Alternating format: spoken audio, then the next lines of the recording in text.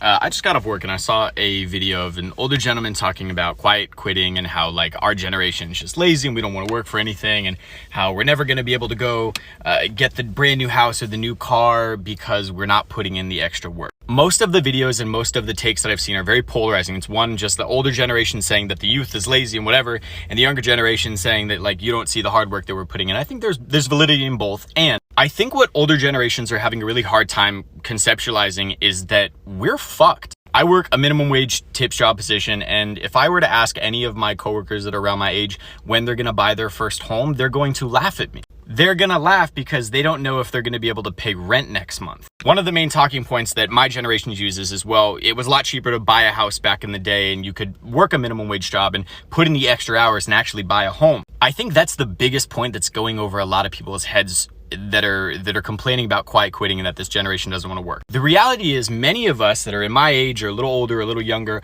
are working jobs that do not care about us as people. And I'm going to say that again because I think that's a very, very important distinction that a lot of people are forgetting.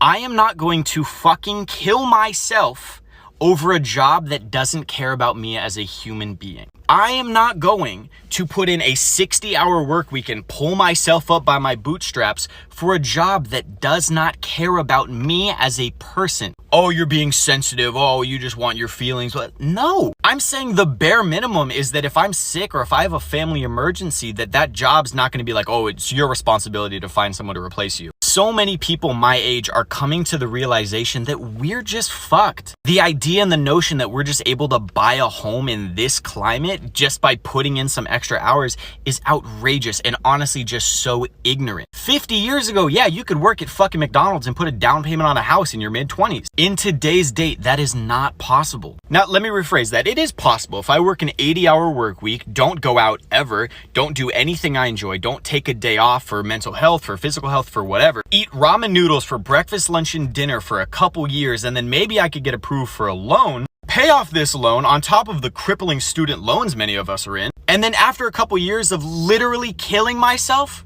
I can own a home. And you can't just say, oh, people are lazy for not wanting to do that. I'm not even taking into consideration, I don't know if we're going to have a sustainable world in 50 years. I'm asking a genuine question here. Why, as a 22-year-old individual, would I do all of this work to save up for a home in some place that I probably don't want to live in, because chances are I can't afford to live where I want to live, purchase that home, and then not even know if we are going to have a sustainable world to live in 50 years from now? Why would I want to raise kids in a world where I don't know if they're going to have clean air to breathe in 50 years? It all comes back down to you had the privilege of growing up in a world where there was hope and opportunity, and we don't.